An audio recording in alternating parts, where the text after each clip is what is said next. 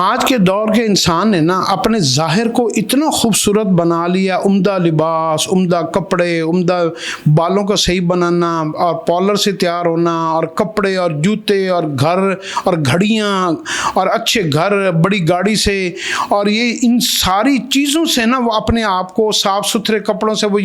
لوگوں کو دکھاتا ہے کہ میں بڑا ہی اچھا انسان ہوں۔ حالانکہ حدیث کے اندر ہماری رہنمائی کی گئی ہے کہ اگر آپ کہتے ہیں نا کہ آپ کا باطن بھی اچھا ہو، کیونکہ آج کے جو ظاہر کا انسان جتنا اچھا ہے نا اس کا باطن اتنا ہی کالا ہو گیا ہے۔ جب جس بندے کا باطن اچھا ہوتا ہے نا اس کا ظاہر جو ہے نا وہ سادہ ہو جاتا ہے اور وہ دوسروں کے اوپر روب ڈالنے کی اور دوسروں کے اوپر بڑا بننے کی کوشش نہیں کرتا۔ تو حدیث میں ایک دعا آئی ہے کہ اگر آپ اپنے باطن کو اچھا بنانا چاہتے ہیں نا، باطن کے لیے کوئی دعا ہی نہیں مانگتا تو اس دعا کو پڑھیں، اللہم اجعل سریرتی خیرا من علانیتی وجعل علانیتی صالحہ، اللہم انی اسألک من صالح ما تؤتی الناس من الاہل والمال والولد غیر الضال ولا المضل۔ اس کا ترجمہ یہ ہے کہ یا اللہ مجھے ان لوگوں میں، یا اللہ میں آپ سے سوال کرتا ہوں کہ میرے باطن کو میرے ظاہر سے اچھا بنا دے۔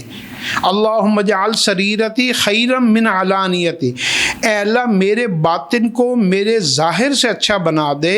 اور میرے ظاہر کو بھی پاک دامن اور نیک بنا دے، یعنی میرا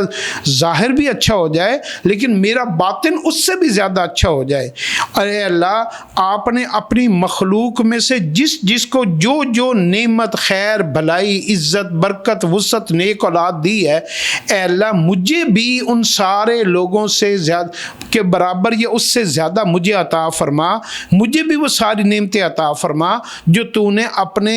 ان بندوں کو دیے جن کو تو نے نعمتوں سے بہت زیادہ نوازا ہے، یعنی ان کی اولاد فرما بردار بنے، ان کو رزق اچھا ملا، بیوی اچھی ملی، گھر بار، ماں باپ، بہن بھائی، عزیز و اقارب، اے اللہ مجھے ان سے بہتر عطا فرما۔